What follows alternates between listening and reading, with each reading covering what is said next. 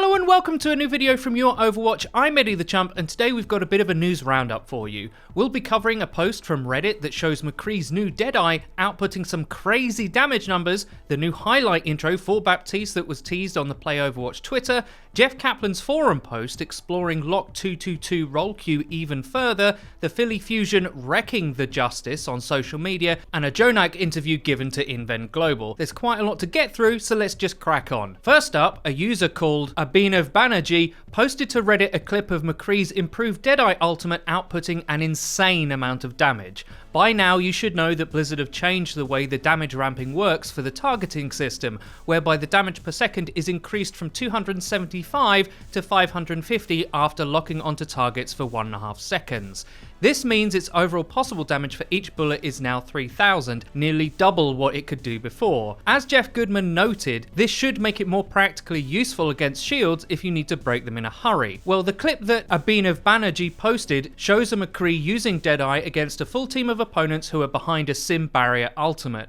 Because there's 6 possible shots, the max damage is 18,000. The first 2 are used up breaking Sim's barrier, and the other 4 go on to kill their targets. Now, some in the comments of that Reddit post have noted McCree has to wait the full time limit to do this, and that in-game the practicality of getting this tech off might be pretty slim. However, with Baptiste's immortality field being in the same patch, there's a part of me that thinks ultimates that used to offer huge damage at very high risk, like Deadeye and Farah Barrage, might now have a much better chance of getting their full use. The clip also shows McCree without any damage amps or amplification matrix, so with those figured in, its output could be even more applicable. Deadeye a meme no longer? I'm excited to see what high level players do with this kind of utility, as I genuinely believe these changes might change the way Overwatch is played in a way that we've never seen before. FREEDO and I were brainstorming about this kind of thing yesterday, and one thing I think people don't realise is that the immortality field isn't limited to where Baptiste is playing from. Super high damage comps traditionally have been quite static and therefore outplayable, requiring big shields, damage amps, all of which previously was tied to some kind of hero proximity. Think a Bastion pirate ship comp as a good example, despite that being more mobile because it rides a cart. Baptiste can be playing from a totally different part of the map to say a McCree or Farah and easily throw his immortality field to cover them.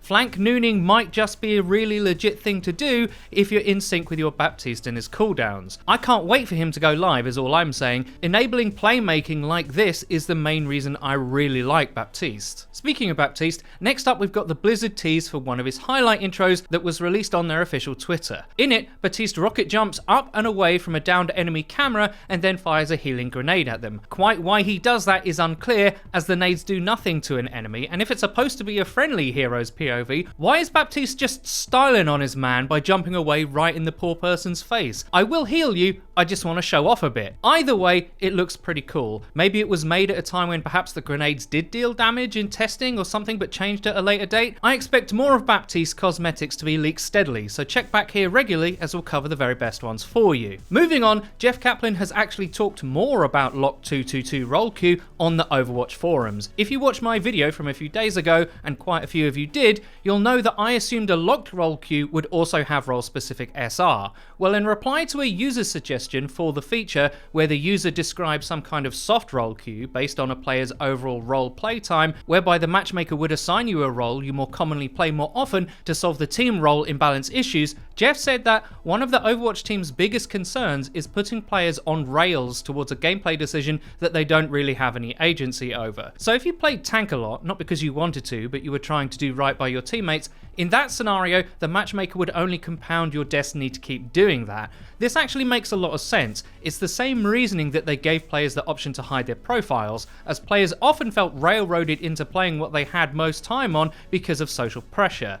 Now, I actually disagreed with that decision because it could often lead to people playing at a rank on a role they weren't as practiced at with their teammates none the wiser. That's the same one rank for all roles problem that I talked about in my video, which is the result of the fact that there is no role queue system in place at the moment.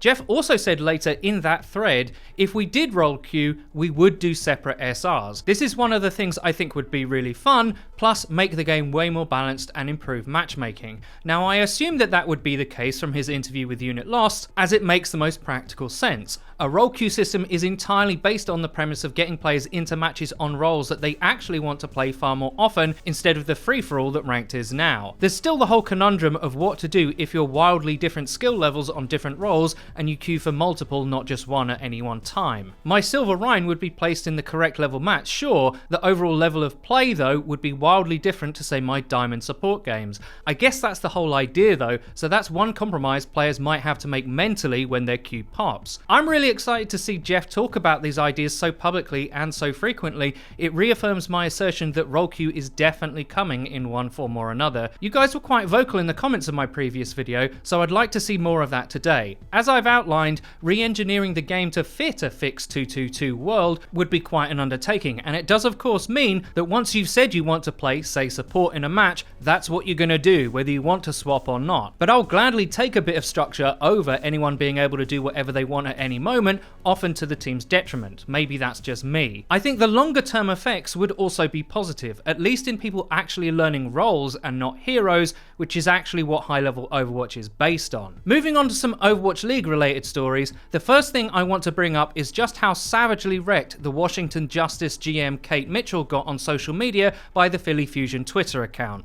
Those teams played yesterday, and before the match, Kate had trash talked a little bit quite playfully, mocking some of the Fusion's eating habits and even their colour scheme. Well, after the Fusion won 3-1, their Twitter account replied with a genuinely savage, "There was probably spicier trash talk planned, but the budget must have run out again." This, of course, is a reference to Washington's at times shambolic preparation for entering the league before the season started. It's fair to say the pro scene exploded in reaction, and even Monty approvingly in disbelief at the scope and severity of the burn. The reason I highlight this is not only because it's hilarious, but it's also quite a few shades edgier than the usual banter seen in the Overwatch sphere, which I might add is something I wholeheartedly support. Nobody wants genuine nastiness, don't get me wrong, but this felt genuine and in good spirit. Whoever runs the Fusion's Twitter, you get a round of applause from me. Long may it continue. Next up, I'd like to highlight this interview given by NYXL's Jonak to the esports website Invent Global. You all know by now how much of a fanboy I am of the best support player in the league, having made quite a few videos examining his playstyle and tendencies over the years. So I'm always interested in interviews that he gives. He doesn't do many, and the language barrier is always a factor, so when he does give one, I really pay attention. In this one, he explains how the NYXL still have a perfect record, despite looking fragile in their win over Boston in their first match.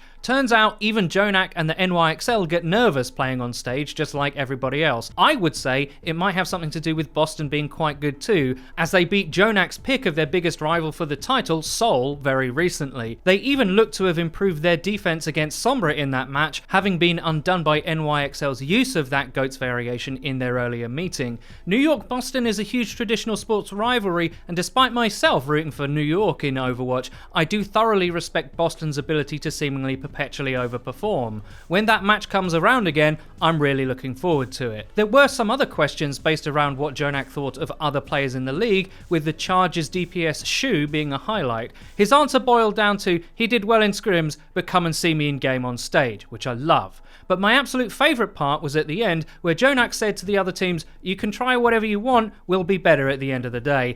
Damn, some might call that ego, but I see it as renewed belief in his and his team's ability to not repeat the same mistakes of last year. I mean, I won't mention the answer where he said he thinks his team can adapt quicker than any other to new metas because they're so individually skilled. That didn't really work out against Philly last season, and I even say that as a fanboy. That aside, it's a great interview. I suggest you go and read it for yourself, the link is in the description.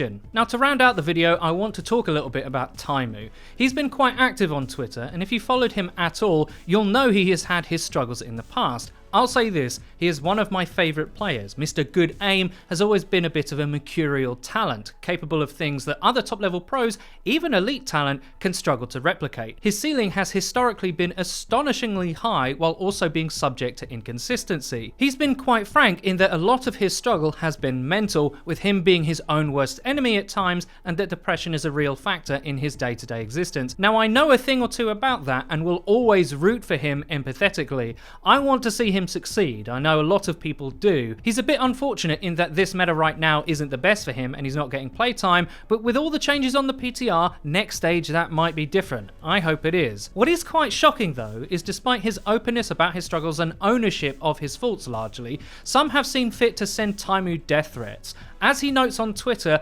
honestly, you people can keep talking how stupid/bad of a person I am. I don't honestly care. It's like your opinion and all of our lives go on. Sending me death threats though, on the other hand, expected better. Can I just say, that kind of thing has no place in Overwatch, or anywhere for that matter. Without wanting to rant at you guys who no doubt feel the same way and aren't doing that kind of thing, anyone who does shows a startling lack of human empathy, no matter how genuine the threats are or aren't. From Taimou's point of view, he can't separate out the difference between the two, by the way. It's impossible to know what's just childish internet toxicity and what's serious, which is not a fun place to be in. On a personal note, I wish him nothing but the best, and if the replies to that tweet are anything to go by, so does the vast majority of the Overwatch scene. I'm sorry to end the video on a bit of a bum note, but I just couldn't see that and not say at least something.